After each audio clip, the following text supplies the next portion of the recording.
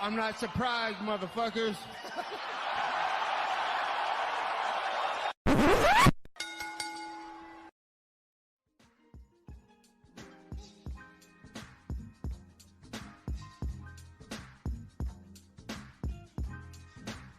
What is up, ladies and gentlemen? Welcome back to the Courtside Soundoff podcast. Once again, I'm Josh Soundoff. As always, welcome by the one and only man of the hour, too sweet to be sour, my friend and yours, Angel Ortega. We got a lot of stuff to talk about this week. By a lot, I mean UFC 314 and UFC 314. As always, our sponsors of the show. Wait, but Josh, I see more stuff written down on here. We have some news. We have a little bit of news, but not a lot of news. It's gonna be a heavy 314. You guys follow the schedule. You know the events that are going on this week, and by that I mean none. I guess we have a PFL card. We'll do a mini PFL preview for Don Davis himself. That's a joke. But yeah, we'll go ahead and run down that. We'll run down some news. Before we break into the action, though, a few sponsors of the show: Rogue Energy, ELYXR, and BetMGM. Rogue Energy keeps me fueled up whether I'm at home, whether I'm at the gym, or whether I'm doing this podcast. They get me to the finish line. They can help you get there as well with code SOUNDOFF at checkout. Once again, code SOUNDOFF, all caps, when you spell the brand's name at checkout for 10% off your order. Meanwhile, ELYXR, they're going to get you really high with their Delta 9 products. Again, code SOUNDOFF at checkout, all caps, for 10% off. Lastly, if you were like me over the weekend and you decided to throw some money down in UFC 314, you should have followed that link down below. The offer's still there if you're somebody who did not take advantage. We got a PFL card that's coming up. We have NBA playoffs. The Thunder, number 1 seed in the West. We're trying to make it to the finals for the first time in 15 years. Josh Giddey? Josh Giddey's actually playing today. He's no longer our problem. Actually, Josh Giddey's playing today at 6:30. I just want to talk about the fact that, like, the second he left Oklahoma City and he went there, everybody, like, and he started actually putting up numbers, everybody's like, yo, damn, Josh Giddey kind of slick with it. It's like, bro, he was a pedophile. And you guys, like, were attacking us, like, the whole time, like, acting like we did it, you know what I mean? Like, fighting for my life anytime the Thunder played. Completely off topic. Like, that whole situation just kind of went away. Well, yeah, because, I mean, it seemed like, from my understanding, and this is, again, from my understanding, this is not legally, like, I'm trying to pick my words carefully here, but, like, from my understanding, it was that situation met a end where both parties were fine with it, and she might have whatever that means, and potentially there was some bad things happening on both sides, perhaps the age not being known, perhaps a fake ID. These are things that were being talked about at the time on social media. So, and ended up no charges being filed. So, point being, I remember fighting for my life as a Thunder fan, and then he goes to Chicago, but he's like, oh, damn, dude, I love Josh Giddey. He put up 38 points a game last night. It's like, oh, okay, all right, I see how it is. Yeah. It's like whenever Tyreek Hill left Kansas City and he went to Miami, and now everybody loves the guy. Even though, like, he's doing the same shit in Miami, you know what I mean? That he's doing in Kansas City. But, you know, it's tough whenever you win all the time, right? This is what happens whenever you're the fan of so many amazing, incredible teams. Number 1 in the NFL. Maybe not last year, but we'll get back. Number 1 in the NBA, and soon to be number 1 in the MLB. The Royals are bringing it back too. So, nonetheless, you know who's number 1 on Saturday night, Angel? Alexander the Great Volkanovski in the main event of UFC 314. We knew the background coming in. Fighters over the age of 35, below 185 pounds. The only man to actually win a single fight and title fight, Tyron Woodley. And even then, I think it was his one win against Damian Maia, who is also in his late 30s. Didn't Bilal break that stat too? Bilal technically also broke that stat as well. You're right. Completely forgot. I didn't remember the name. It's officially now 155 and under. Yeah. Well, yeah, you're right. So if you're counting 170, it's Woodley who did it and Bilal Muhammad who did it. Even then, it's like 2 for 36. If you go below that. Oh, yeah. I mean, the numbers. Like, but now officially, yeah, there's no one that's ever done it now below that. Below that. But the only man is Alexander Great Volkanovski. 36 years young. He is 5 months away from being 37, and he is now the UFC's featherweight champion, defeating Diego Lopes by unanimous decision, 48-47, 49-46, 49-46. Some people were being like, maybe Diego could have had a background decision in there, but for the most part, everybody was in agreement here. If he would have pushed certain rounds, I think he could have made it actually quite deceit. Like, you could have maybe thought. I absolutely agree with that. But also, he was. But no. Yeah. The kind of thing that we talked about heading into this fight was essentially like, okay, Volk is probably absolutely going to outpoint him, but once he gets caught, that's when the fight can shift and what's going to happen. Diego caught him, and Volk actually got dropped in the second round, but you know what? He came roaring back every single time he got hurt. So that was the one mistake he made in that fight. Like, if you had to say if he made any mistakes, that was the one technical mistake he made. Yeah. Yeah, man. I mean, well, probably, yeah. I mean, he kind of the one thing he did was backing up the same way Ilya caught him, just backing up, chin up in the air. And Diego came over the top, dropped him the second. But really, I mean, in round 4 was close. I know a lot of people gave Diego Lopes going round 4. But overall, just a great performance from Alexander Volkanovski. I thought he won 4-1. Even that second round when he got dropped, you got to remember he was beating up and actually rocked Diego in that round before. I said that was going to be the swing round if Diego made this fight close. Yeah. Well, and you know what? There were certain, like, if you wanted to find a way for Diego Lopes to win this fight, it was rounds 2, 4, and 5. I thought in round 1, round 4, he did drop him in round 2, although he largely got dominated up until the knockdown in the last 10 seconds. So it's like, see, how do you value that round? Because we got into some discussion when we were watching the fights. I was in the friend group, and I was telling them, I was like, dude, not saying I necessarily agree with this, or this is my approach, but if you're a judge, you give that round to Lopes. It was at the end of the round. Yeah, he ended up kind of having the bigger moment at the end. But is that enough to take away from all of what Volk did at the start of the second? You know.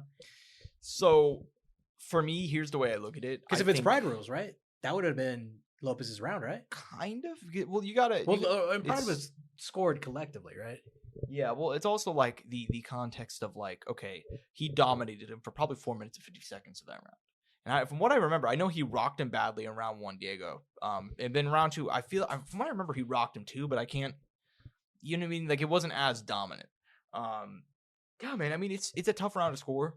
But for me, it's not actually that tough because I think if you dominate a guy for 4 minutes and 50 seconds of the round and he drops you in the last 10, it's the Michael Bisping, Dan Henderson thing. To go back to the rematch from like 10 years ago now, or whatever the fuck. Like, Bisping dominated Dan in like 2, I think it was like 3-2 decision or whatever. And one of the rounds came down to, all right, Bisping dominated for like 4 minutes and 51 seconds, but he got dropped in the last 10 seconds. How do you score that round?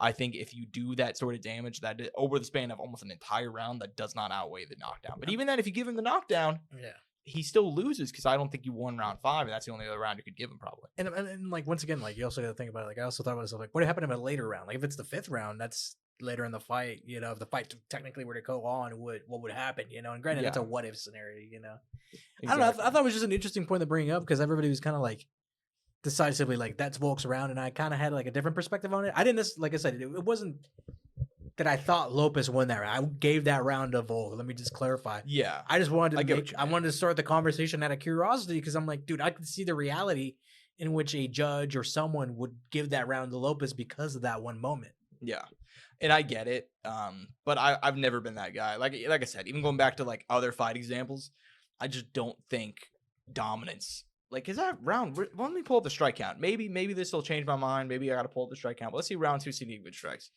Volk outlanded him by 8.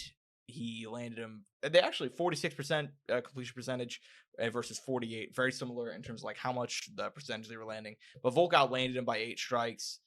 And I mean, you got to include the fact that probably like the last 4 of those probably like the knockdown and the ensuing shots on the ground. So yeah, man, I think Volk clearly won the round, at least in my opinion. But even then, it's one of those things like, okay, what other round could you possibly give Diego Lopes? He did win round 4 in a lot of people's eyes. You know, I mean, like he came forward, he was the aggressor, so on and so forth. Round 5, that's where the kind of split happens. But even then, if you look it up, Volk landing at a 70% clip that round. He outstruck him by 29 strikes. The jab was, I mean, this is what I said heading into the fight. I said that jab was going to be there all night long, and it was, man. He was knocking his head back every single time. But Diego, man, it was really it came down to, just to kind of close it out, completely agree with you. Diego just needed to go for it a little bit more, just a little bit more, and he's the UFC for the weight. I think he should have sacrificed, like taking some hits to kind of get the reward of disrupting Volk, disrupting what Volk was doing. I felt like the whole fight, he kind of allowed Volk to do everything. And granted, he's not doing it on purpose. It's Volk within his own means of doing that. And Volk is gifted too with even his own physical traits of like being a shorter stature guy but having long arms. And I was actually going to bring that up too. I was going to tell you, dude, we had 3 matchups on this card where 2 smaller guys in stature fought guys who were lengthy and body type. We had Mitch Raposa versus Sumata Tajiri. We had Yair Rodriguez, Pitbull. Yeah. And we had Volk and then Lopes, which, there was still a size discrepancy there. And you look at all 3 of those fights and how the guys who were smaller fought him, and how the guys who were taller fought him. It's actually quite wild that all of them had like a completely separate and different approach, and for a number of reasons. Background and all that. And then obviously we had the one fight that I referred to was at 125, not 145. Mm-hmm. But it just goes to show, dude, like dang, there's like levels to this shit, and the fact, and like I said, and once again, like I mentioned earlier, like also the physical traits of Volk, where he doesn't have short arms for being shorter in stature. Like Pitbull had to give up that range. He couldn't really make it up anyway like Volk can. He has to come in, get those short entries, but his trade off is he has power that he never got to show. Raposo, I think his case was a little bit of like still young, still learning, and didn't know how to fight through a guy like Suma to Jerry, kind of like mention all three of those. But we'll reel it back to Volk. I mean, dude, stellar performance, champion once again. History. One of the greatest.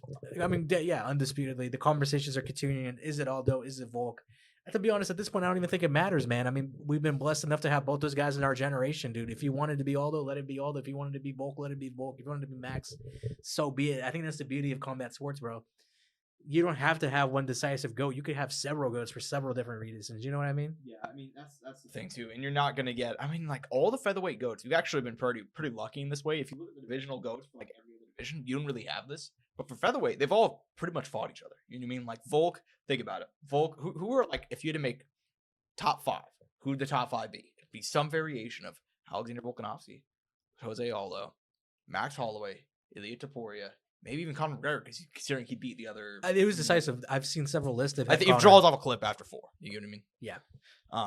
But all those guys essentially fought each other. Conor fought Max. He fought Aldo. Aldo fought everybody but Topuria. You know what I mean? Topuria fought Conor Volk fought and Max, and fucking Aldo. Yeah. Exactly. So, yeah, man, I don't really care about divisional GOAT stuff at this point in my life. Like, honestly, like it doesn't bother. Like, I think it's cool to have a list of several guys and then just try to mix them around. Exactly. Like for me, it's like I don't even know how you compare. Like, because Jose Aldo, like half his run, the reason why he was so great was considering he was in the WEC.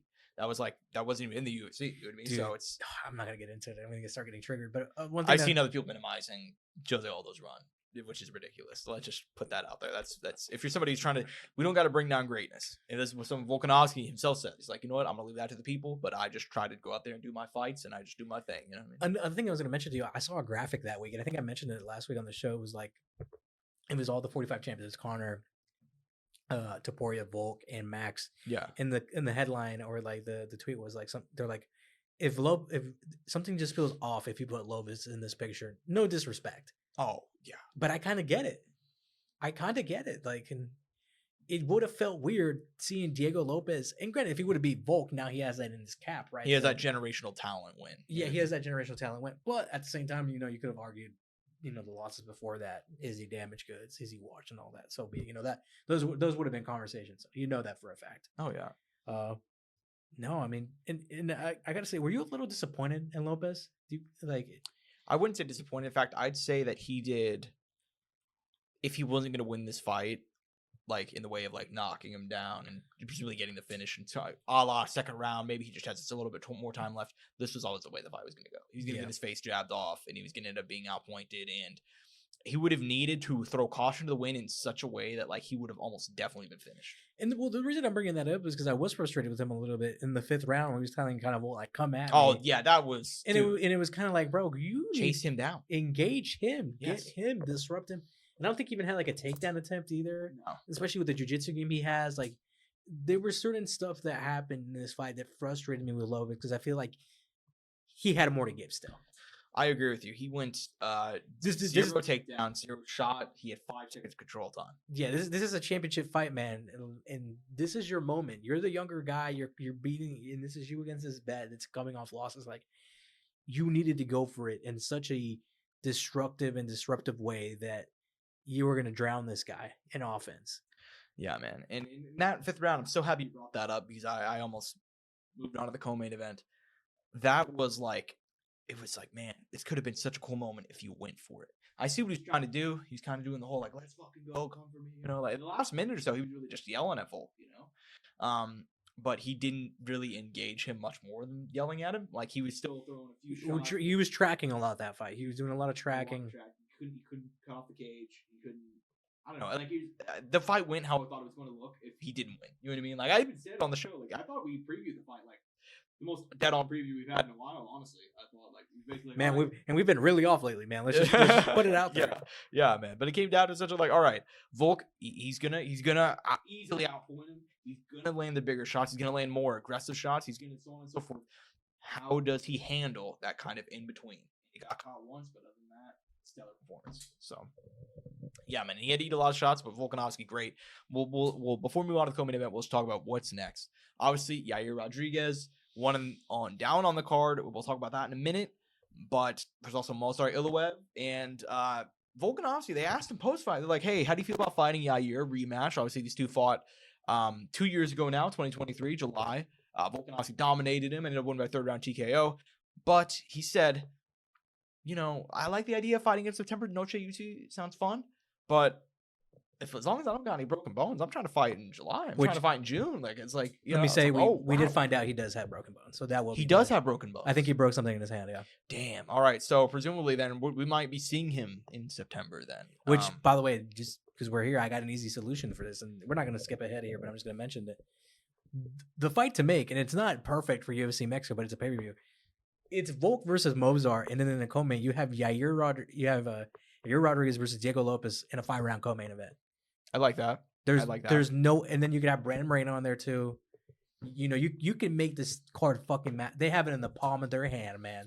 They have it in the palm of their hand, and they can't. They fuck it up. I'm gonna be really disappointed because it's so far out. It gives Diego enough time to recover. Yeah. It gives Volk enough time to recover. It's a good training camp for Movsar. It's a good training camp. Everything is perfect. All the fighters that fought on the Mexico card will fight again by then or be ready.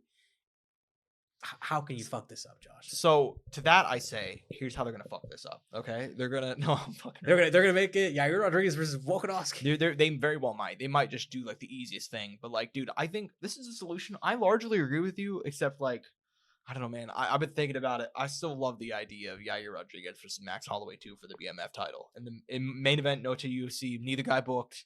Volk is probably gonna have to fight Movsar next. Like, that's just the reality. He actually said he wants to fight Movsar next. It's like, okay, so then you could run the Diego fight, but Diego got fucked up. I'm not sure he's going to be able to make the turnaround. And by September? That'd be, 4 months from now, 4.5 months. Is that really that? Dang, I guess you're right. Yeah, I mean, we're, a few weeks away from May, my man. So it's coming up quicker than you think. So my point is like, I don't know if he had any broken bones. Like, I thought Volk was unscathed, but apparently not. So I haven't seen the news, obviously. Yeah, man, like, I'm just saying. There are other options. It's up to the UC to just. There's so many good options here, guys. Just make something. You know what I mean? Like, I wouldn't even. I don't know. Those are both solutions I think could work. But here's the reality: we're probably gonna get like Volkanovski, Iliwev, top of the main event, and then we're gonna have Diego Lopes is hurt. We're gonna run trilogy Ortega versus Yair, and Brandon Moreno. We'll just run him against Pantoja for a 5th time, and maybe we'll get the job done. Rival's pretty much booked against Manel Kape, right? Yeah, correct. That's like, I thought that made sense to do the Brandons, have a trilogy, and because both guys are locked out of the title picture, so you can, but whatever. Nonetheless, you had Cobb Pantoja right there. You had Brandon Rival Moreno there way for you. Like, I think that's a kind of a promotional mistake, honestly. Promotional malpractice by the UFC. To quote friend of the show, Luke Thomas. Should I say friend of the show? Never once talked Luke Thomas, but I like his content. Well, that's what you think, Josh. Yeah, you just wait. Co-main event. Damn, dude. Damn. That's all you gotta say. You gotta get some crow on the show for once. You gotta look, man. The crow, and I got no problem eating crow because much like Patty the Batty, I'm gonna be eating a lot. Because in this co-main event, Patty the Batty Pimblett dominates, defeats Michael Chandler by 3rd round TKO. I said on the show last week, you asked me what's the result that would surprise you the most. Patty Pimblett by finish in the form of strikes. It's exactly what happened. He goes out there. Round 1 was kind of close. Largely just standing on the outside, landing some kicks, landing some shots at range. Chandler did land a huge right hand. He got a big takedown. It went back and forth first round. From there on, the fight was not close. He kicked the shit out of Michael Chandler. Looked like a horror movie victim. In that 3rd round, he made him look helpless in there, and ends up winning by 3rd round stoppage. Patty the Batty is for real. It's taken some time. We're almost 4 years total into this UFC journey, but we're finally going, and we're here, man. Now ranked. We got the official ranking correct, man. I want to show some praise. Show it to the Batty. Ranked number 8 in the UFC lightweight division. Give me your thoughts on his win on Saturday night. Perfection. I mean, this is what he needed. He needed this moment, not just for himself, but I think for the people too, to realize like this is the moment, because there was, several people who previewing were like Chandler by KO. Oh yeah, They thought this was the easiest call of their lives. They were betting this. Like it seemed like it was yeah. I mean, it was done. Yeah. This was the absolute that people had in their mind. They couldn't envision any other result. And to be honest, my whole thought process was like I thought it was going to have to be a submission. It was going to be very drawn out. There was going to be tight rounds, and hopefully Patty could get it through somehow. But no, it ended up not being that. Like you said, Patty's striking was pretty good, very tight. He was landing his K1 baddie out there. K1 baddie, yeah, that's a good way to put it. Actually, I like that. On the ground, I mean, the exchanges were great, and dude, once he kind of settled in, was able to wrap Chandler's legs. I mean, it was done for. I think I was listening to Luke talk about this, but he's like, there was a technical difference in Patty and Chandler, and Patty looked better. I think he even quite said he thinks that it's not that Chandler's washed, but he thinks that the younger generation has now caught up. Yeah, the younger generation has now caught up and is getting better. And there was things that he did in there that he's never seen Chandler do that he saw Patty do in a technical sense. Yeah, man. Yeah, like I was. Let me just. I'm still in shock about it, to be completely honest with you, because I thought if there was a way this fight was going to go down, it was not going to be, like I said, K1 baddie out there, man. I mean, keeping him at the end of all of his strikes, landing basically whatever he wants. Landing, I mean, even whenever Chandler comes in for that big right, landing a step-in knee, it's like in that third round, which nearly pretty much accelerated the end. Man, you're right. I completely forgot. That was the pinnacle moment of the fight. Like, literally, like, and he was landing those shots, like, fucking throwing head kicks out there, just landing those, landing whatever, kicks to the leg, landing those clean, sharp jabs from a mile out. And by the way, let's talk about the size on Saturday night. Dude, he looked like a 185 pounder compared to Michael Chandler, dude. I don't know like what he rehydrated to, but I would love to know, because dude, he looked massive. I'm like fuck, dude, these guys are completely different weight classes, it looked like. But it's crazy too, because Chandler comes in insane shape. He does, dude. But yeah, man, I was shocked to see his size difference. I was shocked to see how well he used, like, and managed to use the size difference. Because, like, dude, the reality is Patty Boom has never been a bad striker, but he's been an unpolished one. You know, you look at the fights, even against Luigi Venturini, his debut, which less than 4 years ago now, starts off the fight, gets immediately tagged near the finish. You know what I mean? Like Jared Gordon, even prior to the UFC too, in his Cage Warriors fights. Yeah, even look at the Jared Gordon fight, which most people thought he lost less than 3 years ago now, which shows the growth. The fact that he went from losing essentially Jared Gordon in December of 2022 to now being number 8 in the lightweight division. I wonder if that was like the defining moment, because after that, you remember he had that long layoff. He took off a year, yeah, like. And he was like, you know something, like maybe in that time, outside of just recovering, because he did have, we know he had surgery, like, yeah, maybe he was like, you know something, I need to make some changes if I want to make it big. Yeah, and I think he did. You saw kind of even his most, the Tony Ferguson fight, which he never really went to the ground in. He pretty much just stayed on the feet the entire time, which, granted, it's Tony Ferguson at this point. What are you going to do? But, like, he's shown little improvements in the striking game. But to go from that to, like, I mean, dude, he outstruck Michael Chandler in a way that nobody else has been able to. So, and now, granted, Michael Chandler's about to be 39 years old. Like, we are weeks away from his 39th birthday. He's taken so much damage. But, yeah, it's still, nobody's been able to get him out of there in that way. And just tremendous stuff from the baddie. Leads to the question of what is next. It seems like he said he wants Dustin, Justin, Charles, or Arman. You know, that little, I don't remember what he called, that little sausage Arman. Yeah. Look, in my opinion, I think they need to book Saryukin, and I think maybe the fight of the book is Oliveira Patty. I like that a lot. Yeah. That'd be an incredibly hard fight. It'd be his hardest opponent, and it'd be, in my opinion, the second or third best guy in this division. Yeah. I mean, you got to recognize this shit. I mean, guys, Oliveira beat Dustin Poirier. Oliveira beat Justin Gaethje. Yeah. You know? Oliveira, I mean, the dude. He beat Michael Chandler twice. He's in my opinion, he might be the lightweight GOAT, you know, in some people's eyes. I mean, dude, you can make look, it's either him or Arman are the second greatest lightweight in the division. And, dude, when he fought Arman, it was a 29-28 split decision, you know, nearly choked him out in the final second. Like, that fight was so close. So if you want to say Charles Oliveira is like the second greatest lightweight on the planet, I would have zero disagreement with you. And I love that fight. Patty the Baddie versus Charles Oliveira, 8 versus number 2. Winner gets the title shot next. It sells itself, because for Charles, obviously, you can have a potential rematch with Islam. They already have a history. Brazil against Russia is just always going to be big. On the inverse, Patty the Baddie, finally his moment to potentially win a title, and Islam is one of the biggest draws UFC has. So I love that. And also, if Patty wins that, how can you deny it? Exactly. Yeah. And then by that time, hopefully the Saryukin fight had concluded, I think Dustin's already said he has a fight booked. 2 weeks. 2 weeks it'll be announced. UC New Orleans. By the way, could you ever see a scenario where they slow roll Patty, where it's Gamrot, Dan Hooker, or even Max Holloway as a choice? No, I don't think they would. You think they're going to go the route where it's either Justin Gaethje, Charles Oliveira, Saryukin, or even the title? Correct, because I think they're at a point now where they have found the playbook. They found the playbook, and to their credit, it's a good playbook. If you want to push them into a title, here's what you do: you give them just on the outside of the rankings guy. In this case, it would have been Tony Ferguson. You give him a ranked guy, ranked number 12, 11. That was Bobby Green. Then you give him somebody ranked just outside the top 5. That's Michael Chandler. Then sometimes you may just push him straight to a title shot, or you'll have him a fight a top 3 guy. In this case, Oliveira. They did that with Sean O'Malley. They did that with Umar Nurmagomedov. They've done that with guys that they want to do that with, and I think Paddy the Baddy is one of those guys that they want to push. So I think it's that simple. Did you hear Dana say that he could be potentially the number 1 contender now? Like, how did you feel about that? That's crazy to me, but I mean, I get it to an extent, but it's like, dude, come on, you got to give that to Saryukin. Dude, you gotta first of all. But even then, if you fuck over Saryukin, it's like, okay, well then you should give it to Gaethje, because even though I don't like, dude, only won I swear to God, dude, if we give Gaethje a title shot, I'm gonna. Oh my God, dude, I feel the same. I feel the same way. I can't say that on air because I could get in trouble legally. I feel the same way, but I think he deserves it more than Paddy does. I think Dan Hooker deserves it more than Paddy does. No, dude, the thing is though, that's what I'm saying. We need to figure out some. We need to let these guys settle it out, because you can't be giving these guys title like.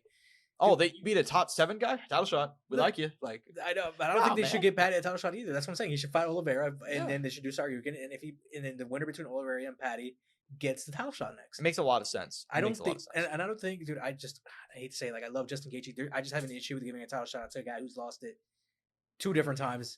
To like, and granted, he fought the 2 other greatest lightweights to ever play, like, touch this sport, you know. Yeah, but I mean, and I love the guy, dude. But I'm just like, I want a little bit more.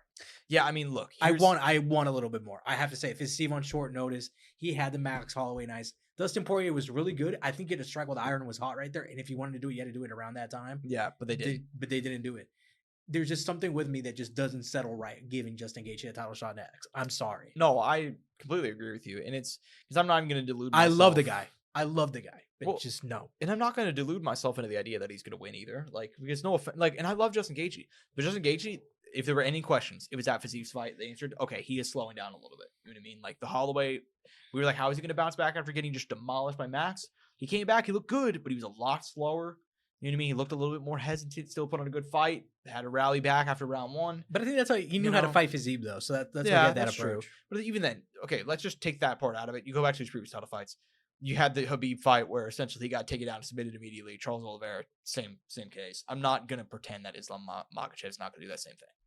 Now, technically, Oliveira knocked him down, but do the idea. Like, but 2 submission losses in title fights within 2 rounds. So, I'm not, and you're facing a guy that, I mean, dude, he went through Money Moicano like butter. What's he going to do to Justin Gaethje? You know what I mean? So, in his last fight. So, I'm not going to delude myself. But yeah, I mean, as far as Paddy, to close him out on him, Oliveira, Charlie Olives, title eliminator fight. Let's run it.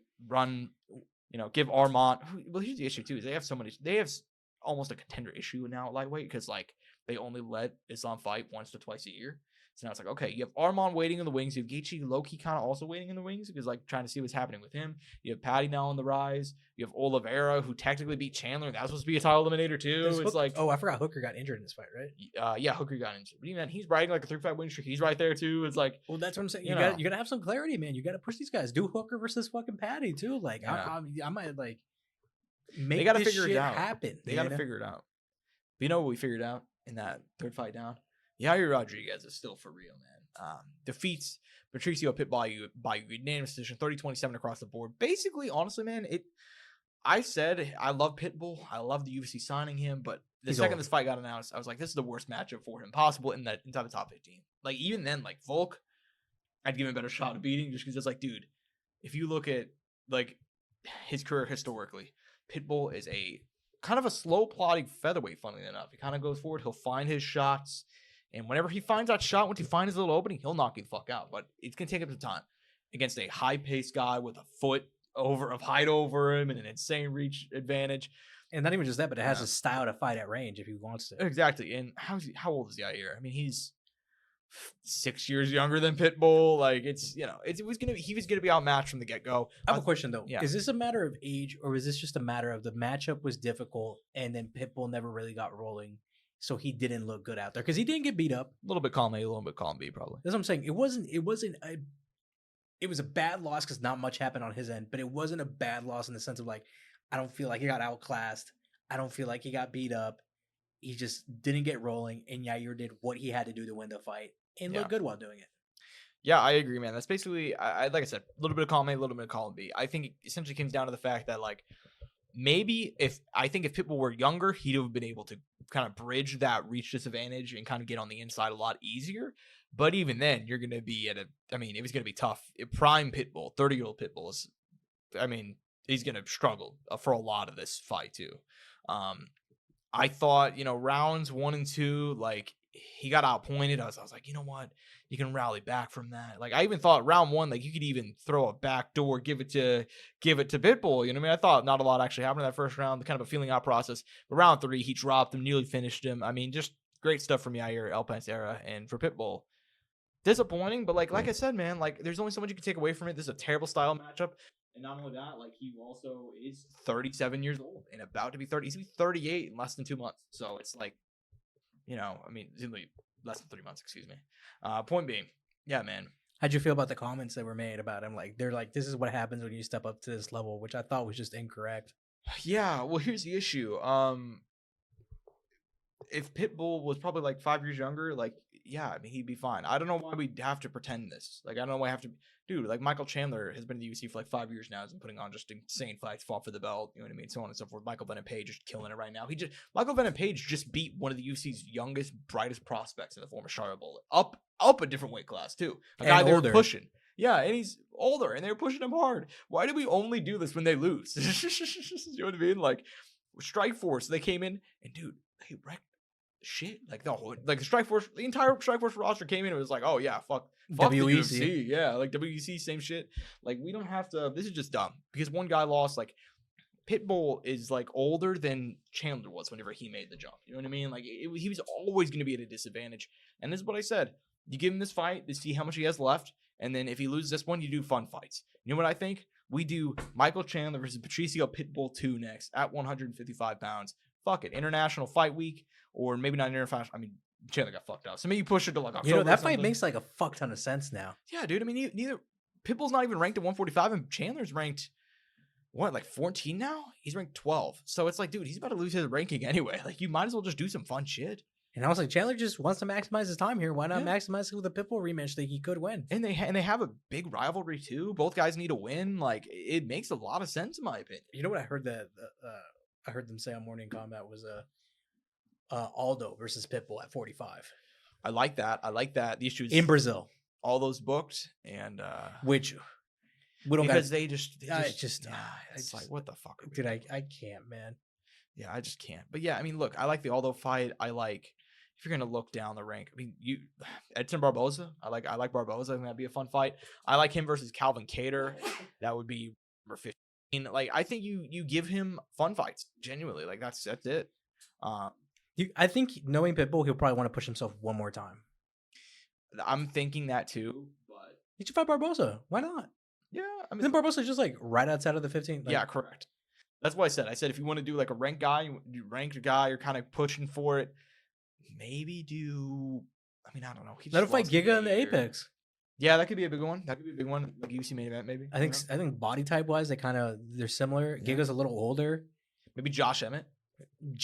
Hey, both guys with power. Who's got the pop at 45 now? Kattar would be fun. Like, there's a lot of fun fights you can make for Patricio Pitbull, even though he's 37. If he wants to stay in the rankings. Yeah, and he also didn't look washed. Like, I thought like he was getting, like I said, rounds 1 and 2, he got outpointed, but it wasn't like he was getting overwhelmed. You know what I mean? That's what I'm saying. I don't think he got beat up. I think there's still something there. Now, how much, that's a different story. Exactly. And what he can maximize, I don't know. Probably not as much as you really want. Yeah. That's why I was so excited for him. Like, that's what I'm saying. The result of him winning, to me, was the most exciting thing coming out of this card, because the Volk Pitbull matchup could have been so big. Didn't happen. So be it. One guy's, didn't have the tool. It seems like he might not have enough of the tools to get there anymore. It is how it is. It is what it is, man. I'm not going to be upset. I think we can talk about Yair now. I got to give him his flowers. Good win. one issue with me is he's not next. Oh yeah. He's not next. He's selling it. I gotta respect him for that. But dude, no. And this is coming from someone who really likes his fight style, likes him. I like a lot of the energy he was bringing this fight week. I like a lot of the things he was saying. But no, this is not. No, you need at least fight. That's what I'm saying. You got to fight Diego. Fight Diego in December, October, November, whatever it may be. Whenever Diego's ready, and you get a title shot after that. If you beat Diego, give him a title shot. Don't give a fuck. That's where I'm at with it too. You guys get to settle that beef. You guys get an awesome big fight. Put that shit on a pay per view. It'll be massive. You will not be disappointed. And if you guys can, give those fuckers 5 rounds. Oh, absolutely. I mean, that's a good rivalry. And dude, like literally, like on fight week, it's like fuck, dude. They should have just had Volk face Pitbull and should have had Yair or Diego, man. They should have just said fuck it, you know what dude. I mean? Right? But dude, that could have been. And it's so funny because people were saying that before the card too, and then during the press conference, like, oh yeah, they really fucked up how to do this, you know. But I mean, everything worked out fine. I mean, I thought the Yair Pitbull fight was fun, and I thought Volk Diego was fun. I mean, it let things settle, things figured out. But now you got. All right, here we really go. Now we gotta move this piece here. We gotta move this piece there. And dude, not even just that. The disrespect. They put Yair above Mozart. Who the fuck is making these rankings? I need to watch myself, Josh. Wait, for real? I've been really close to saying like some fucked up shit on this podcast. Dude, that's today. crazy. Well, they're both ranked number 4, but yeah, they do have him over him. Dude, still. Even that. I don't know how Mozart Eloev gets so much disrespect, bro. And look, I'm going to mention someone. I'm going to mention someone right now on this show that I don't like mentioning often, but I got to give credit to some credit to MMA Guru because he went off on Twitter, dude, and he was like, "Fix these fucking rankings, remove Max Holloway, remove Ilya Taporia." Like, you know, he was going in on them, you know, like just you know, get Brian Ortega out of here if he's not going to fight at 45 anymore. Do this shit, like, and dude, by the way. I'm a little pressed because that tweet went kind of viral for him. I've been saying this shit for like a year and a half now with Kamaru too and Colby. Like this is nothing new. Yeah, dude. Like I know, and I said this last week. I'm going in right now, but I just have to release this fucking anger because the rage in me is like so fucking unbearable, and it triggers the fuck out of me to even look at the rankings that I actually begin to get like actually frustrated at something that shouldn't make me this angry. Dude, you know what? No, you're totally justified because it's fucking ridiculous. And here's the thing that drives me up a fucking wall. Is like they're talking about creating new AI generated rankings with like Mark Zuckerberg. Dude, if it's better, that's sad. You know what's so funny is I actually said is like, dude, like they're so bad right now that like I hate AI shit, but you might as well do it. Who gives a fuck? Like they're so bad right now. But here's the thing: is like Dana wants to change them because he's like John Jones is pound for pound number 1. That's the reason why the rankings need to change. John Jones is pound for pound. Did you guys know John Jones pound for pound number 1? Angel, did you hear about John Jones, the pound for pound number 1 GOAT? That's not the issue with the rankings. I think you stuttered when you were saying Islam Makhachev, Josh. I'm sorry. Who? Oh, Dana White. Dana Black? We got Alexander Volkanovski versus Did he really? I need to rewatch that video. I don't remember it being that bad. Yeah, he forgot his name, dude. It's like the lady who thought she was interviewing Joe Rogan. Maybe Dana smoked pot. Maybe Dana was smoking pot. You never know. He's doing the Papani. He's actually going to ELYXR.com. He's going to code Soundoff and check out for 10% off. Maybe Dana ripped the pen before you announced the conference, dude. Why do you think they give him notes? Like, that's why I got notes right now. Actually, no, No, but yeah, dude. So as far as just kind of close out, yeah, the rankings suck, and Mozart Eloev needs a title shot. I'm the guy who like, man, I don't really like Mozart Eloev. I think like if you watch his fights, it's you're better off just watching paint dry or doing. I gotta say it. His UFC run has not been the best, but his N1 global run was pretty fun. Yeah, well, and that's exactly it. It's like, come on, man, let's bring that out because I know you got that within you. But then it's just like you go out there and just hug a man. Dude, but I also gotta say it, dude. I don't feel like they've given him guys to get it out of him. Because think about it, he fought Diego, and Diego got it out of him. Diego got it out of him, but that was because of Diego. Like that's what I'm saying, though. That's what I'm saying. But Diego, Lopes, like the most wild guy in the division. You're not wrong, but I feel like sometimes though, if you're not getting it out of a guy, find someone to get it out of him, and they did with Diego. I don't disagree with you. I just think like let's just give him the title shot, and whatever happens, happens. What if, I'm so tired. What if Mozart becomes champ? Then like just. So be it. Do the Aljamain playbook and be like, hey, we're gonna strip you if you don't fight in 3 months. Like that's literally what they're gonna do. You know what's crazy though? Mozart would fight in 3 months. I'll tell you what. He would. So did Aljo. He lost his fucking belt. Tell you what though, that's not gonna happen to Mozart. Yeah. I don't know, man. Look, I mean, yeah, man. I'm not a huge Mozart guy, but let's just give him the fucking title shot. Let's just get this out of the way. Nonetheless.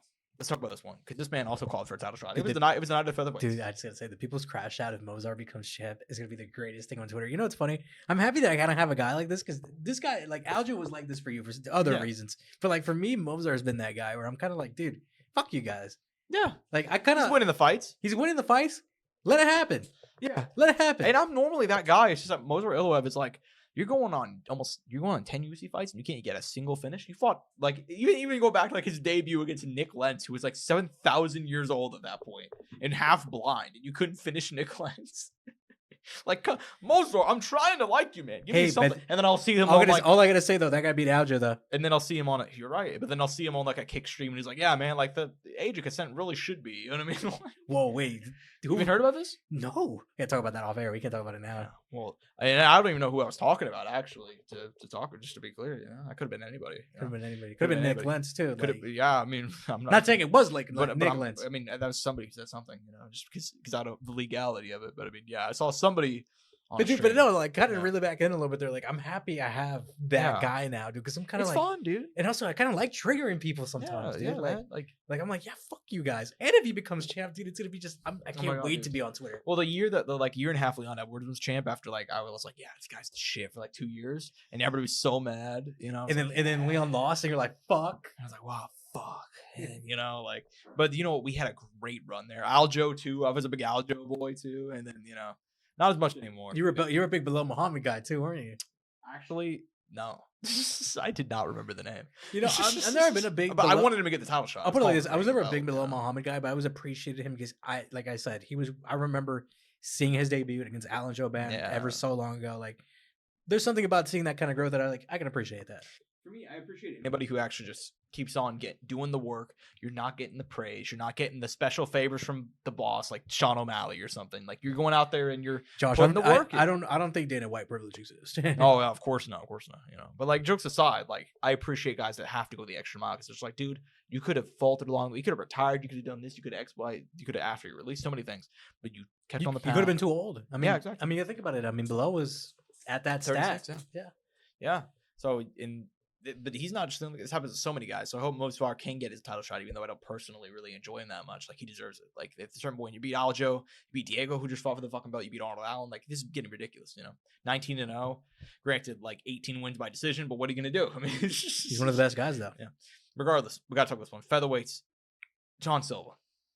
John motherfucking Silva, man. I mean, geez. What's his moniker? Oh, the Lord. The Lord came down on Saturday Night Angel. Isn't that crazy how that just worked out? Yeah, well, it was a battle between good and evil on Saturday Night Angel. It was a battle between good and evil. And it's a debate which side is good and which side is evil. There's actually not a debate, actually. I think we established this 80 years ago. Whenever one group, yeah, dude, this is the thing is like a World War II guy that like I hate. We can't go down this rabbit hole, Josh. I'm sorry. No. I have to say this one thing. It's like you could have chose anything, Bryce Mitchell. You could have chose anything, and you're gonna go for the one group that like, yeah, bro, we're the greatest fighting force of all time. Fights one war and then loses. Bryce, really? Those are your boys. He could have been Red versus Blue. Red versus Blue would have been better than the other alternative. Literally, man. Because it was shit. But anyways, it was a battle between good and evil on Saturday nights. That's what Bryce Mitchell said. And it turns out that good one, the Lord, John Silva, dominated, embarrassing Bryce Mitchell, actually. Round one, he outstruck him. Bryce Mitchell throwing those little leg kicks. John Silva just kind of pointing at him, taunting at him. At one point, Bryce Mitchell hit him with a leg kick, and John Silva points to Mauricio Ruffy, who was in his corner. He's like, watch this. And he hits him with a spin kick. Like, the guy was... He had fun out there. He had fun. And it almost to a point where I was like, man, just get him out of there, like just go out, put the pedal to the metal. Let's go ahead and, but look, he did his job. He dominates him. And eventually Bryce shoots in after I believe he got dropped in the second round too. And he's getting hurt. He's getting tagged up. He shoots in on a double and ends up just getting caught in a brutal ninja choke, chokes him out cold. John Silva stands over his body, starts shouting at him like coldest moment. I think he barked. He did. Coldest moment in a long time though. My friend, what did you make of the action on Saturday? Awesome. I gotta say this. I felt like he got by like halfway through round 2. I'm like, oh, he's comfortable. Oh yeah. I saw the MK guys. They kind of had an issue with the show putting it a little bit. They thought it wasn't like Cody Garbrandt like Dom Cruz, where he's like, oop, made you miss, or like Silva, like shit like that, But I thought he was showboating not because he was just trying to be an asshole. I thought it was kind of like he was comfortable in there. Like he knew he had the win because then you got to see like he started going for some spinning attacks. He was trying to get a finish in such a specific way. I'm like, I feel like he wouldn't be doing this if he didn't have it like somewhat guaranteed. I feel like he found him. He's like, oh, I got this guy. Then he tried to get him out a specific way or get him out in a wild way. I think more or less that's what it was more than anything. And that's why I kind of respect him. I'm like, oh, fuck, this guy knows when he has it. Oh, yeah. I mean, if you look up the strike count, funnily enough, Bryce Mitchell actually outlanded John Silva, funnily enough. But that's because John Silva was kind of just like, he was trying to set him up. He was just like, oh, man, I'm going to. Well, he also landed at a much better percentage as well. But, like, yeah, he was kind of just, like you said, like he was. By the way, out there. I got to say this. I have now confirmed that clip that I sent to you is 100% real. That story is 100% real. Yeah. Which I saw Chris Weidman talking about it on the broadcast. But he didn't know, though. There was no confirmation yet. Like, it was kind of a weird thing. But I have now, like, through going through Twitter, going through talking to some.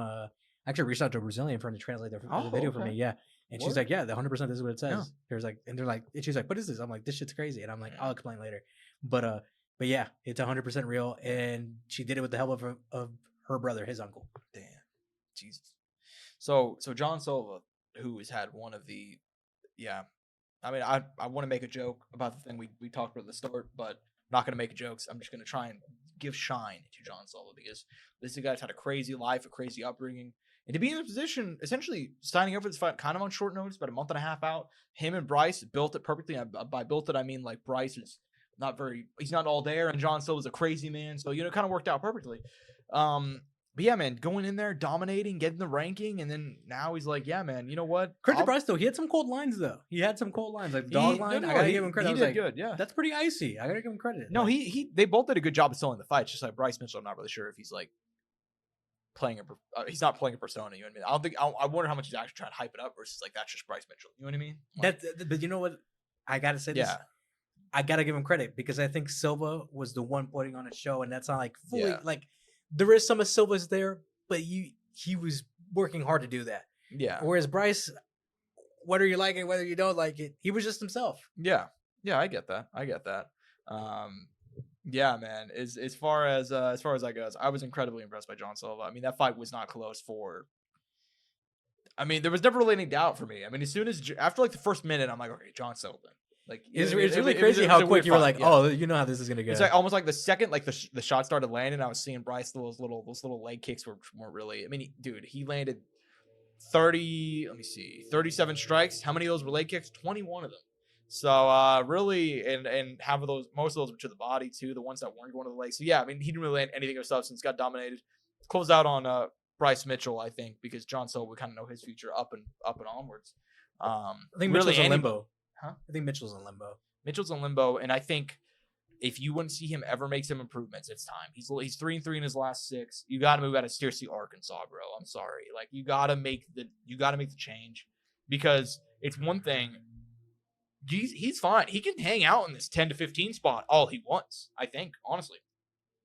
But if you ever want to move beyond that and you actually want to win a UFC title, make it to the top 5, you have to make some changes because the striking is still very amateurish at this point in his career. If he can't get the takedowns, he's fucked. And even then, if he gets the takedowns against a guy like John Silva, you're still fucked. I think also his physicality. I think even like you saw it against Ilya, you saw it against Emmett. Like these guys like got they're stronger than him. And I think he needs to get a good strength and conditioning program. I think it'd be hard for him because I think, just because of his personality, where he was raised, I think he's very set in his ways. Kind of like, I want to do it my way. I want to do it this way, my own path. Where I think new things are. I'm not gonna lie to you. Like I think this is actually very true to him. I think new things are scary to him. I think change is hard for him. So I think for him to make that decision, it's gonna take a lot out of him. And I don't know if he is gonna do that, but I think he could benefit enough from going to a bigger team. Or at least doing training camps with a bigger team. Finding someone in Arkansas who could do a killer strength and conditioning program, which I think he could, especially because, dude, the guy's a wrestler. I mean, he definitely has a high work rate. Now, imagine that with good strength and conditioning, great cardio, improved striking. Dude, Bryce Mitchell, like, in all reality, could be a top 10 fighter, top 8 fighter at some point. And if he really got that shit polished, title talent, there's a world where he could be a title challenger. I mean, to still give him some flowers and some respect in the fighting sense. To be specific, there is something there that's malleable and workable. Yeah, and that's kind of the thing too. Is like as much as I shit on Bryce Mitchell on the show, which sometimes I do. Like Because like personally, I mean that's funny because I actually really liked him when he first. Like if you guys can roll back the tape, I was hunting for those camo shorts, man. I was promoting that guy. Like I was like, you know what? He's a country boy, but you know what? I'm from the middle of bumfuck nowhere, Oklahoma. I get it, man. Like, but it's the other stuff he said since then, which loses me. But yeah, man. The point is, even if I personally like the guy, he's malleable. There's something there. He's not even. What is he? 30 now? Like. There's still time, bro. Like, and I don't feel like he's a human being that's unwilling to learn. Yeah, he's 30, man. He doesn't turn 31 for like probably about 6 months. So like he has time to learn. And at this point in his career, what are you? Your ranked number? I want to double check or get it wrong. He's ranked. Did he get pushed out? Yeah, they actually took him out of the rankings. Am I crazy? I think they took his ass out of the rankings. I think, yeah, you're right. John Silva.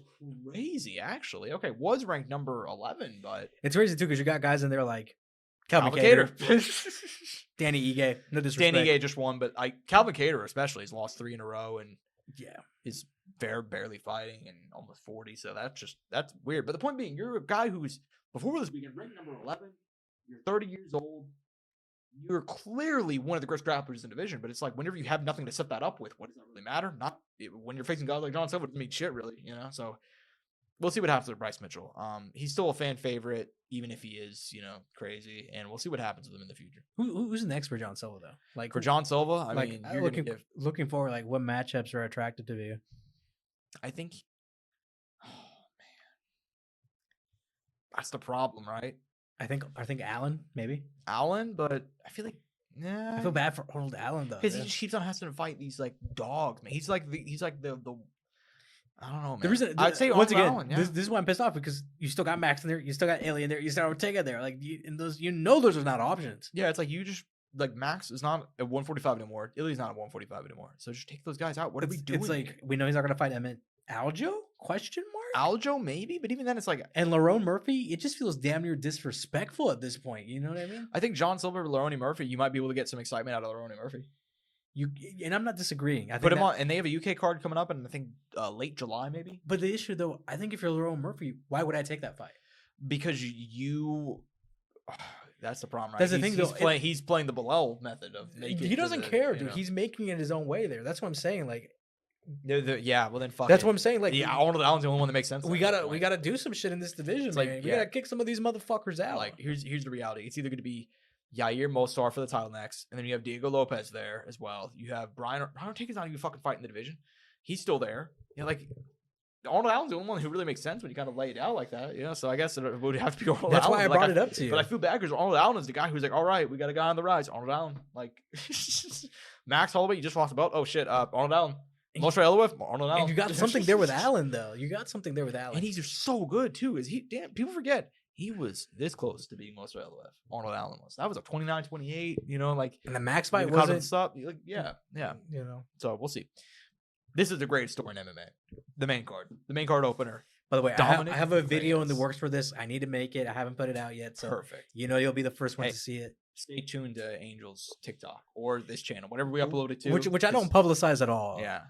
But I think it'll be secret. You guys can find it if you're secret. If you guys check out the corners, you can find it. I mean, it's not like I'm hiding it either. But I know I'm fucking around. I've never promoted it. I just it's my own little piece of artwork that I kind of like working on. I got you. Point being, by the way, same aesthetic as all the other ones, obviously. Yeah, of course.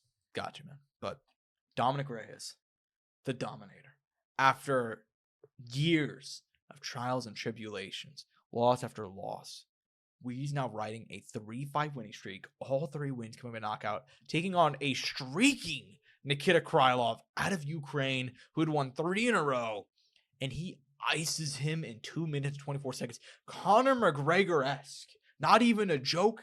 It was the Jose Aldo Conor McGregor stepping back, left hook, and he put him out cold. Dominic Reyes, now riding a 3-5 winning streak, and I almost called that. Really? The night I said round one. Round one, Dom. Round one. I forgot when did the finish come in? 224. I said 230. Damn. I said round 1, 230 with the left. Damn. Dude, yeah, we were pretty crazy. We were pretty hyped because every now and then we'll play that game. We're like, let's try to guess the finish. Yeah, and then never get it. Never. I think that's the closest anybody's ever been. I got Chrome Gracie by a first round. First round sub. Yeah. Anyway, so yeah, dude, that's sick. I love that. couldn't fucking be there because of my new job. But you know what? We'll make it work. Something will We'll happen. make it work. We'll make it work. UFC Kansas City. We already There talked you go. about There it. you go. So point being, we'll reel back in. Dom Jonas Reyes. Brothers, All American Rejects. You know? What? Excuse me. Jonas 20. The Jonas 20 tour. No, but anyways, yeah. Main card opener. Dominic Reyes. Ice says Nikita Krylov. Dude, he's done it. He has managed to do the career turnaround from 4 losses in a row to 3 wins in a row by knockout. He's now ranked number 8 with a light heavyweight division in tatters. Dominic Reyes could easily fight a top 5 guy next and win. And dude, he's this close to getting a title shot at this point. 2025. What do you make of the win, and what do you make about his future? Awesome. I'm happy. One of the most amazing moments I've got to experience in my time watching the sport, and I've been there for so many of them. I mean, I've been there for some of the biggest moments in the sport. In next year, it'll be 10 years. Yeah, or maybe you can. Maybe I can argue 10 years now, but 9 to 10. Like, this shit is amazing. I didn't know if we would ever get to see this again. Like I mentioned to Josh, I'm working on a piece right now. Something that I want to just kind of do personally that I kind of had in mind already for Reyes if he did win this fight. Yeah. And kind of constructing it and wording it in an elegant way and kind of picking out the music and all that. And recently with me doing close more, improving the editing level on it, not to get too personal about it and too expressive about my art, but dude, no, I mean, this is an exciting moment. I felt for Krylov though. I gotta be honest. I feel like no one's gonna feel for Krylov, maybe a few of us, but dude, genuinely, like, Krylov wins this fight, he's ranked, like, he's deserving of a title in my opinion. Being older, he had been away from the sport now for 2 years. It was like a 2-year layoff, kind of unfortunate there for him, especially because he had built up those wins. And that Volkan win, man, was fucking good. Like, I remember that one. It wasn't too long ago. Several reasons why I was really torn on this fight, because I really wanted to see Reyes win, but I also was really heartbroken that one of these guys was going to lose no matter what. Going forward, though, Josh, the options are endless, in my opinion. We know Hill and Roundtree are obviously booked. Rakic was a choice that some people threw out there. I'm looking past that. I'm saying Yuri Prochazka or Jan Blachowicz rematch. Can he get that one back? Can he get? And obviously Blachowicz is older.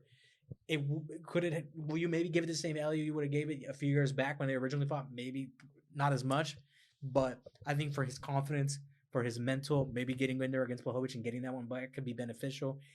I don't know if he wants to slow roll it, or if he wants to get to the title quick and with a Yuri potential fight. Because if he fights Yuri, dude, the title's next.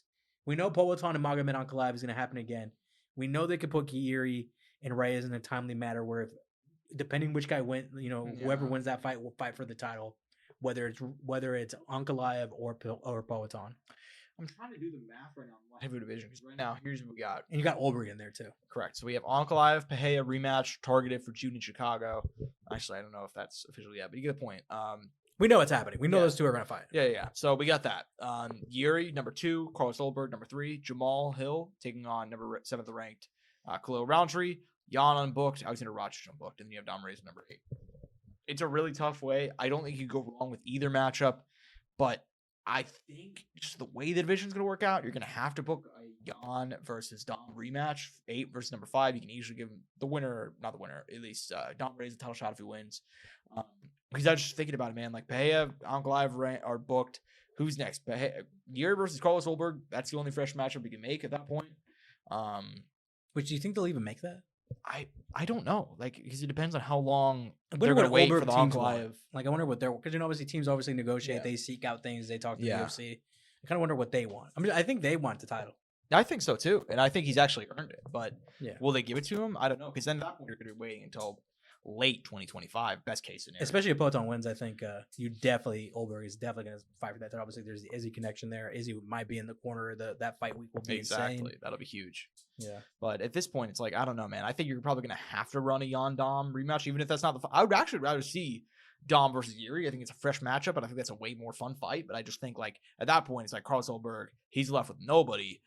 And it's like, if they want to give him a title shot, that would make sense, but I don't know if that's what they're trying to do. So, kind of a weird spot right now, I'd say. But you can't really go wrong with either one of those matchups. Even Dom Reyes against Carlos Olberg, I wouldn't hate. I didn't even think about it, but... I didn't mention it, but I did think about it. But I'm like, I don't think Olberg's team would want to take that. I don't think he'll fight down. Yeah, there's no benefit to him fighting down unless they kind of corner him and they're like, hey, you fight him and there's no title shot. But if you fight him and you win, you get the title. Yeah. They could do that too. Yeah. Kind of strong arm, which would be kind of unfortunate, but yeah. hey man, you know how promoters in this sport are. Exactly, man. Exactly. Nonetheless, we'll move down to the prelim, excuse me.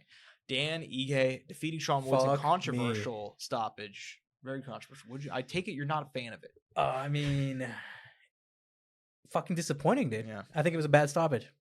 Yeah. I mean, are you in agreement? I mean, if you just No, I know. I thought it was a bad stoppage. Yeah. It was a bad stoppage. And look, that might have not changed the result of the fight. Danny Ige could have still gone on to win and maybe even still get a finish. Yeah. So be it. Let things happen naturally. But the fact that it ended like that is sour. I agree with you, man. I agree with you. And I thought it was a good fight up until that point. And I feel bad for Sean Woodson because, like, man, this is such a. And you feel bad for Ige too because now he has to carry that. Exactly. And what do you think's gonna happen? Do you think they'll book a rematch? Maybe. Like, no, they're not. You don't think so? I don't think they will. Yeah. I think if anything, respectfully, I think if you're a UFC, you should give Woodson another ranked opponent. I agree with that. I think you give Danny Ige, Calvin Kidder, whoever. Yeah, there you go. There you go. Calvin Kidder, give him 15. Be 14 respectful. 15. They never typically do that thing, but I mean, they've never fought before. And I guess they actually did fight back in 2020. Kidder beat him by unanimous decision on a Fight Island card. I think it's been 5 years. I thought about Woodson. I think you should give Woodson another ranked opponent. Like, no. I see. You're saying give Sean Woodson Calvin Kidder. Yeah. Okay. Sean Woodson I like that. I like that too. It's not a big push. No. He still gets a ranking opportunity, and it's an older guy for a younger guy. I think you got to do it. Same type of thing. Yeah, I would agree with that. I feel bad for the guy though. I mean, he was on a hell of a run. I thought he looked good in there. You know, like. But hey man, Danny Ige, we got to give credit. He he still looked good in there. It might have not. That's what I'm saying. Yeah, probably might have not changed the result of the fight, but just the fact that you have that exactly doesn't feel good. I agree. Nonetheless, move on down. Verna Jandiroba, dude. What are we doing if we're not giving Verna Jandiroba a title shot at this point? What are we doing? She should have had a title shot 2 Weili Zhang fights ago. She is now riding. Let's see, in Verna Jandiroba. Quote that 2 Weili Zhang fights ago, before Yan Xiaonan and before Tatiana Suarez. You're actually factually correct. So she's ranked number 1 at women's strawweight. Not only that, she's ranked number 8 pound for pound if you're including all women as a whole. I use Verna Jandiroba as like my litmus test on whether or not you know shit about MMA and whether or not you're an actual fan, because she's a lot of fun.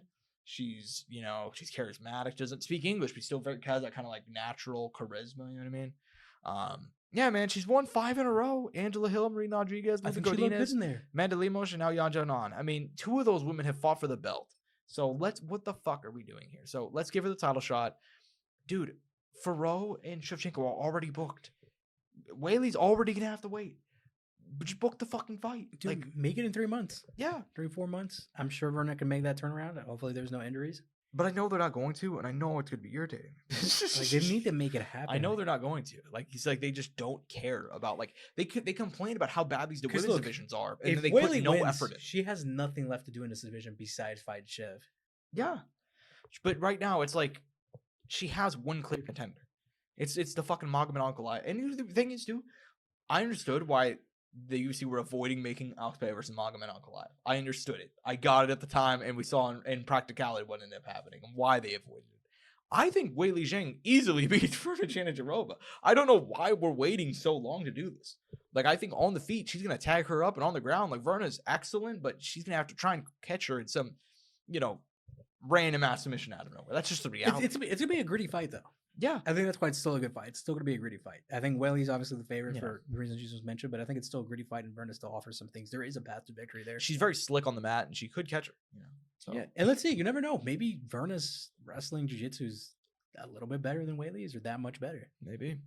We'll see, man. I mean, ridiculous they haven't made the fight. Book it next. Nonetheless, Chase Hooper defeating Jim Miller by decision. Basically what I expected here.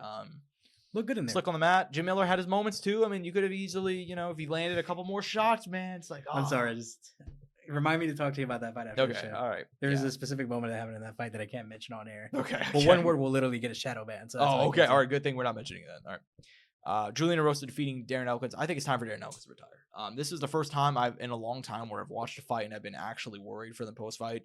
Early on in the fight, he shoots for a takedown. Julian Erosa on his back throws up some up kicks, one of which landed clean as fuck and instantly rocked Darren Elkins. And for the next 4 minutes, he couldn't recover. Julian Erosa was kind of like not going, throwing probably 20% of power on his punches, just kind of landing and attacking, Julian, not Julian. You should try to choke him out, dude. I feel like whenever you see a guy like that and you can probably control him, like get him out of there with a choke. Exactly. That was very hard to watch. Now 40 years old. Granted, easier said than done, though. Yeah. Well, and it sucks too because the damage is actually, like I said before previewing the fight last week. He's had pretty good moments. He's coming in hot, coming off a fight of the night winner, Dana Benet with 2-fight winning streak, and then but that was enough for me. Okay. Also, Am I crazy? The guy is the damage. Like at some point, we have to stop this for his well-being. I mean, he probably already has. I hate to say it. There's probably a lot of brain damage in there already. Yeah, irreversible. But that's why you got to stop when you can. Like we gotta reel it back in, man. Like. I don't know. Like, do you think you should retire? Because I'm not normally that guy who like. I really wish this would get addressed from him, so we know what happened. Did he just get? Because it could have been. They had mentioned maybe his equilibrium got fucked up, which completely explains that whole situation. Why he was never able to recover. Why he never got back to his feet, or he never seemed kind of back in it.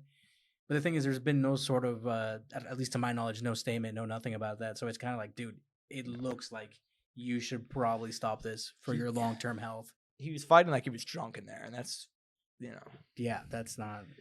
Yeah, horrific. So let's just hope for the best for Dan Alpin. The damage. To close out these prelims, Michelle ELYXR knocking out Sadiq Dumas, who there's some drama in this one too, though. Oh yeah, this one was controversial, but I didn't think it was. I mean, you can't sit on the. Yeah, and that's the thing, though. That's what I'm saying. There's two sides to this, right? Because you can't look like that either. You gotta do a little bit more. You know what I mean? Yeah, and he laid on his back and just didn't really move. Just ate. I mean, granted, they weren't the biggest shots, but you can't sit on your back and just eat shots like that, So, I don't know. Can we talk about his cornerman? I'm not going to cry for Sadiq Dumas. I will say props to his cornerman. Yeah, so we found out that night, and I actually didn't know what was going on. I didn't see him when he first came out, so I thought this was just, and I was kind of far from the TV, so I thought this was just an interesting hairstyle choice. I'll put it like that. No, I didn't make fun of it or nothing like that. But we found out that Adam Hicks, Sector Dumas' coach, is fighting literal brain cancer. Yeah. And was there. Dude, what a fucking warrior, dude. Just gotta give some love when it's due to some of the people outside of the cage too, making shit happen for these fighters. Yeah. Yeah, man. I mean, full props, and to kind of be in there. I mean, I love that type of shit, man. I mean, to keep on, and fuck cancer. I'll just leave it at that. Fuck cancer. I think we could all get behind that tagline. Yeah. Exactly. Don't have to be a Dumas fan to get behind that tagline. Sumanajiri, you talked about this fight earlier, so I don't have as much to say, but Sumanajiri picking up a win over Mitch Raposo. Good for Sumanajiri, man. This guy's been through so much shit. It was a good win. Yeah. I think Mitch Raposo was just outmatched her. Just young, lacking some experience, didn't know how to deal with this matchup. Also, Sumanajiri, former ranked guy. This was going to be a hard matchup for any young kid. Yeah, exactly. I mean, Sumanajiri's some old wash vet. He's 29. Like, he's still... You saw a level in there. Yeah. I will say that. Yeah. Speaking of levels, Marco Tulio. Oh, this left me in shock. I actually didn't watch this fight, by the way. Like, I came here after this. Like, the fight had... Damn, you missed out. You missed out because this fight was... insane. Marco Tulio throwing the whole kitchen sink at him. The best, like, striking masterclass I've seen in a minute. Just throwing everything from, axe kicks to just jabbing his face off. I mean, you can look up the strike count on this one. It was ridiculous. Tresean Gore, though, coming in there, having the high guard. He was eating a lot of those shots. Dropped him at one point in the first and nearly put him out with a left hook. Great fight. And for Tresean Gore, man, I mean, you got to throw more. That's really just it, honestly. Like, if he throws a couple more punches in that first round, maybe he gets him out of there, man. But Marco Tulio was throwing everything at him. Marco Tulio. I mean, he knew he had to make it back to the hotel room with a pretty face for Norma Dumont, dude. I can't blame the guy. Yeah, hey, shit, you get it. Yeah, man, great stuff from Marco Tulio. And then last fight, Norma Kwane defeating Haley Conan, second round submission. By the way, the Thai style fighter with the submission. Yeah. Like, credit to her. I mentioned it on the show. I said she's fun, and I think she has some potential. Yeah. Yeah, man. That was very, very impressive.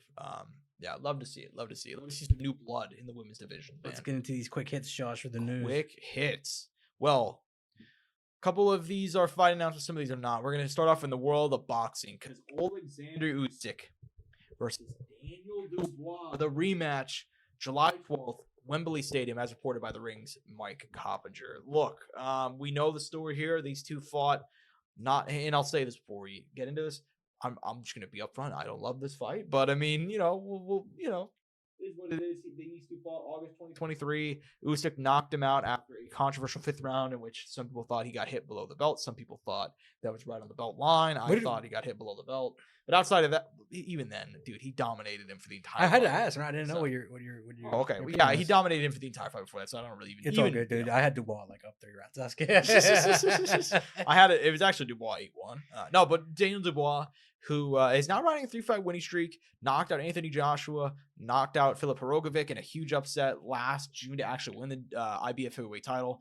And now Usyk going for undisputed once again. I would have much rather seen Joseph Parker fight because that's actually fresh. And I kind of hate that they're rewarding Daniel Dubois for pulling out on like 3 days' notice with a title fight against Usyk. But what are you going to do? Give me your thoughts on the fight. I mean, I'm still interested in the matchup. I mean, he's kind of, I know, like you said, mentioned, but I feel like he's still kind of earned it, though. Like, he's gotten those big he wins. has. He's absolutely earned the fight. You know? I got to say it, though. I almost wish we had, like, a Dubois, Joseph Parker title eliminator. Like, I feel like that would have been the move. Yeah, and that was, that's what they were going for. But then he pulled out on 3 days' notice, and then Joe Parker ended up fighting Bacoli, you know, so. Yeah, you're not wrong. I forgot that we did, and you mentioned it earlier. Yeah. But, like, I wish we still would have, they still would have made that happen at some point. But here's the thing, too. This fight is being booked because Usyk wants that undisputed status again. And I like... Usyk gets what Usyk wants, you know? At that point, I understand it. Like, literally. Like, you can't, it is what it is in that regard. So, yeah, for me, I like...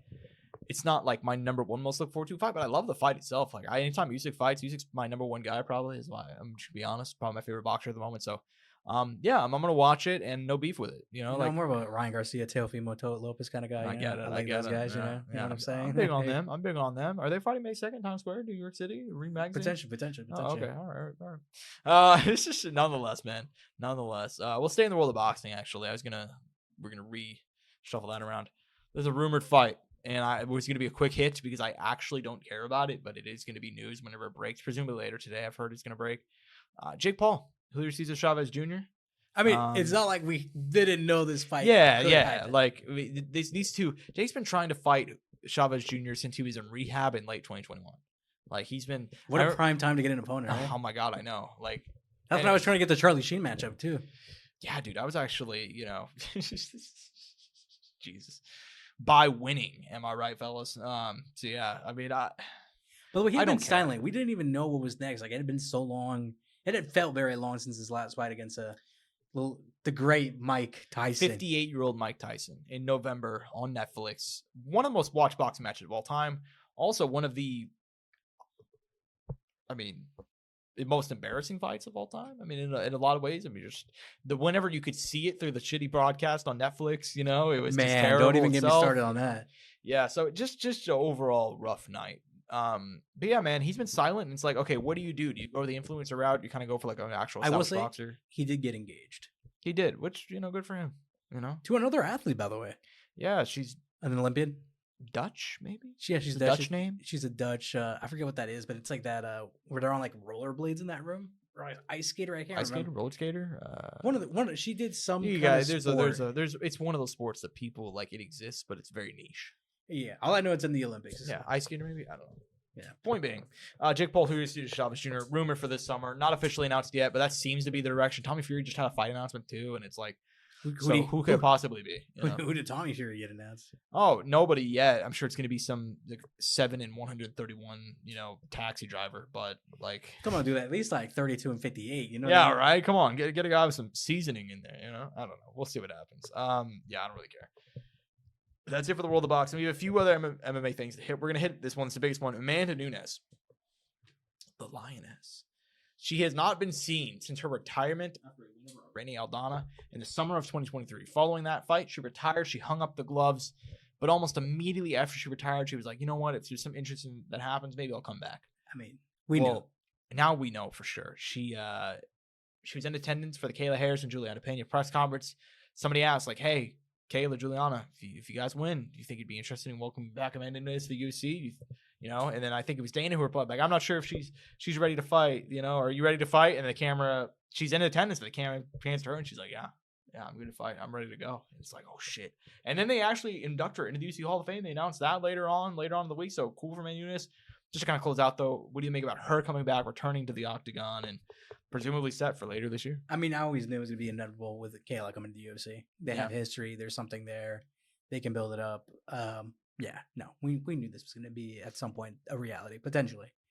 Yeah, I agree, man. I agree. I love it. Like, dude, she's the greatest of all time for women. There's not a close number 2 yet. I don't think there ever will be right now. Like, not in the foreseeable future. Yeah, and dude, Amanda against Kayla, that's the fight. I understand that Juliana at least has a rivalry, so it's not like if like Juliana wins, there's something you can still sell. And I actually liked her rivalry with Amanda because Juliana got under skin a lot, and but yeah, man, I actually love Kayla Harrison. Oh no, they're building it up. They're building it up very, very well, man. We haven't had ladies like this in a while that are actually building it up. So like, let's fucking go, dude. Yeah, man, like it. Let's get some blood. Just wait till you see Blanchfield versus Macy Barber. I think they're gonna sell it too. You're gonna sell that too. Honestly, dude, women's MMA has been really slow, but there's some good moments, man. There are some good moments. I feel like Manon Farrow, Chev is gonna have like some low key energy too. I agree. Manon Farrow, she is way better than people give her credit for. So much better. She's very chill. Yeah. She doesn't talk a lot. She's very chill. Doesn't go out and always search for the knockout, but if it's there, she's fucking going for it. But anyways. Man, yeah, Jesus. The Global Fight League. Yeah, the Global Fight League. We have been getting on this show and talking about Global Fight League announcements, news. And we've always prefaced it by saying that, like, we don't think this is really going to happen. Or if it does, like, we even set the line at, like, 3 events. I remember, like, when it first got out, like, 3 events is the bar. Like, do you think over or under? We were both like, probably under. We didn't get one. I'm sorry, dude. Because, something? I never saw the Sage draft video until today, or like a few days ago. I like the day the league didn't have the fights happening, so they were. So I saw the Sage and Northcutt getting drafted video, and I'm like, God damn, that acting was terrible. This whole thing. It was that porn acting, dude. Actually, I think I've seen better acting in porn. Yeah, I actually take that back. Dude, this whole thing was bad. This whole thing was bad, bro, from the get-go, bro. Like, from the draft with Brendan Schaub and Robin Black and Mike Goldberg, and they're, like, pretending that these draft picks are happening in real time and not that they got leaked, like, a week before, Like, it was so with weird. The AI generated, like, people coming through and, like, the AI song, you better protect your neck, like, the fucking thing, or you'll be next or something, like, it's just so funny, bro. But can't. Yeah. Dude, they announced their first event, and then, like, within 3 days, they're like, yep, it's over. Now, I will say, to their credit, and I told Josh this, they did, like, let the fighter, like, they released all the fighters from their contract, right? Like, they let them. So, if they gave them the option to leave if they wanted to, and I know that certain people have taken already advantage of that. I think Paige Van Zant's one of them, maybe Sage Northcutt is another, but. Which he should. He should be trying to find a way. He's probably gonna go back to the PFL when he. God, he should, dude. I don't know why you would ever leave. I mean, the PFL's not great. They're definitely doing their own stuff. Don Davis going off on. Or honestly, now get to the UFC, dude. Like, now that you got the opportunity, like, get it back. Get a decent contract. Dude, if they're signing Jeremy Stevens, I mean, you can get in there, right? Jesus Christ. I'm not even joking. I mean, dude, if we're signing Horiguchi, Jeremy Stevens, Pitbull, and Pico, like, fuck it, let's get Sage, who's a former fucking guy in here. Exactly, dude. But yeah, man, I don't know. Like, Jesus Christ. The Global Fight League, RIP. We had a good run, boys. Dude, they lasted less than Affliction. That's crazy. Yeah. They literally didn't even get to event 1. And it's so funny because, like, I really thought for a minute there, I was like, okay. We do have to say, though, they're not officially, like, they're not officially dead. They're still responding to emails. And they said they're still trying to find funding for July or something. Yeah. And it's like, okay, sure. They might have, like, one event, dude. They might be able to pull off one event. And it's just a shit show. Here's the thing: is like this is what I said to you in the pre-show. They can run Global Fight League events, but you need to scale everything down. You got to cut half of those names. You gotta you can keep around people who are who can't really find for example, let's pull the roster. By the way, they prepaid some guys. They did. I could have sworn I heard someone talking on a podcast that some guys got prepaid. Good lord. Yeah, I mean, you can keep guys around like Robel Suspended. It probably won't cost that much. I mean, he doesn't have that huge. He doesn't really have a lot of places. Also, he's also in karate combat, so he's not hurting for money probably. Exactly. Maybe just Aguilar, older name that nobody's looking for. Like Maria Agapova. There are a lot of people you could keep, but you'd have to cut like the old names who are looking for like 500,000 a fight, like Frank Mir and JDS and so on and so forth. Kane. You can have this as an actual developmental league. It's just like, dude, I forgot they drafted Kane. No. Kane's gonna lead a team. Oh, he's gonna lead team. He's gonna lead a team from prison. Team Dubai. Well, shit. Apparently. You're not gonna lie. Hard. Yeah. Honestly, hard. Could you imagine? And we're gonna cut to Kane in the corner. I mean, and on the phone, and you just hear like shitty quality of Kane on the phone, like saying how the fights are going. Yeah, sorry I couldn't be there, but I know it's a great event. I know my fighters are killing it out there. Good lord, dude. Yeah, poor Kane. You got bro. video Kane. Like, that just Kane's had a bad month. jumpsuit, dude. I can't. I'm Kane's sorry. had a bad month. Nah, man. I mean, I don't know what else to say about it. Yeah. R.I.P. Global Fight League. The second we get off here, I'm gonna put on that song and just just cry, bro. Like, Anyways, The Interstellar music starts playing.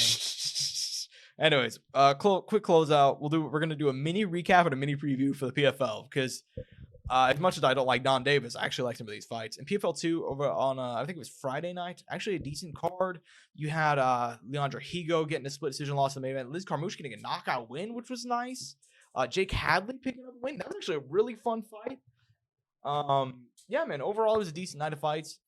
Once again, dude, the fights themselves, not the issue. Exactly. That's always been the case. And I thought but again, I thought it was actually a very nice paced event. Again, they're filming in that really small studio out in Universal or whatever. The fights were fun. Yeah, I liked it. They just, unfortunately, to their demise, they did get kind of boned by people getting having to pull out. Like we had, like I said, Magomed Ankalaev. Exactly. Yeah. Talia Santos. I forgot what this kid's name is. Let me look at it. Sarvar, like kid from Hungary, I think. Yeah. Or Tajikistan. I can't remember. One of the countries. No disrespect. They had Josh Rittenhouse, who couldn't get medically cleared to fight, so they had to bring Marceli Alves in last second to fight Leonardo Higo. Like, there was a lot of things that went wrong. Yeah. Yeah, there was a lot that went wrong, and this PFL 3 card has also had a lot gone wrong, and we'll talk about that in a minute. But yeah, man, I thought it was a decent card. Like I said, the pacing's been better. This PFL year, I've actually enjoyed it thus far, but how do you keep the momentum going? This PFL 3 card is actually excellent. Not excellent, main card's excellent. Kind of like always, PFL events, it falls off a cliff afterwards, but nonetheless, man. Impa Sagane taking on Fabian Edwards in the main event. That's a banger of a fight. I have no idea who's going to win that. 2 strikers. That should be a lot of fun. Co-main event, Sadhu Sai, Dalton Rasta. I love that. Godzu Robinov, Mark DeCasey. I like that one. And then Mads Burnell, JJ Wilson. That's the 4-fight main card. Good fights, honestly. Good main card. Yeah, on Friday night, Universal Studios, Florida, if you want to buy your tickets. But yeah, man, I like it. And then on the undercard, you have guys like Brent Primus coming back, Josh Silvera, Mike Shipman. I like that. Clay Collard, Alfie Davis is going to be a banger. I love that fight. Aaron Jeffrey fighting. Nick Maximov was actually booked for this event, booked for his PFL debut. No longer on it. Dude, the tweet, add him to the list. The tweet was demonic. Did you see that? Yeah, he's like, plans change. No longer part of the PFL or something. Yeah, what a fucking dog. Which, dude, like the PFL, Nick Maximov is not a huge draw or anything, but like he has draws, he has ties to the Diaz brothers. He's a young guy. He told him to fuck off. Yeah, he's 27. He had a decent UFC run. He had a low-key decent UFC run, like he beat a couple guys. He lost a couple guys. Like that Jacob Malkoun fight he lost. He got injured in the first minute, but he ended up fighting the full 15. Do you think he's about to get the Nate treatment? Nate's going to come back, so Maximov's going to come back? Oh, you know what? I wouldn't put it past him, but I would be surprised, though. Or do you think they're going to give him a contender series fight? I think it's more likely he ends up fighting nobody. Like, I think most likely, but at the same time, like, I don't know. Maybe Nate is getting re-signed. And he's like, yeah, go sign my boy, because sometimes, like, they do that, like. But there's no reason for him to leave the PFL otherwise, because it's like, where else are you going to go? One, Ryzen? That's your KSW? No. ACA? Yeah, there's really those no companies are choice. going to take him. You know what I mean? It's basically, for the type of fighter Nick Maximov is, where he's located, it's basically PFL or maybe Ryzen or bust. You know what I mean? So, I don't know, man. Cage Warriors, like the only other option. Yeah. I see that happening too as well. Anything else you want to talk about before we close out, though, man? No, man, that's it. I mean, we covered it all. It's decently, there was a lot of content. I'm excited to come back next week. Obviously, no fight card to review this week. Yeah. When we come back, though, UFC Kansas City, obviously going down the 26th. Big boxing card, yeah. Yeah, and then we got Eubank and Ben. A lot of stuff going down. Crazy undercard on that, by the way. Probably one of the few in recent time boxing cards I've actually been excited for. Where I'm like, I look at the undercard, I'm like, dude, I want to see almost every fight on here. Yeah, I mean, phenomenal. Because there's a few phenomenal fight cards coming up over the next few weeks that are promoted by the Ring Magazine. I believe Vidal Riley on that one too. Vidal Riley getting his moment. Correct. Chris Billum Smith. It's an excellent fight, man. Excellent fight. Nonetheless, man, I'm at Josh Soundoff on Twitter. He's at Angel Ortega _01 at Courtside Sound for all things relating to the show. Hope you guys enjoyed it and enjoy the fights this Friday. I guess not Saturday on the PFL, but you get the idea. Have fun. Peace.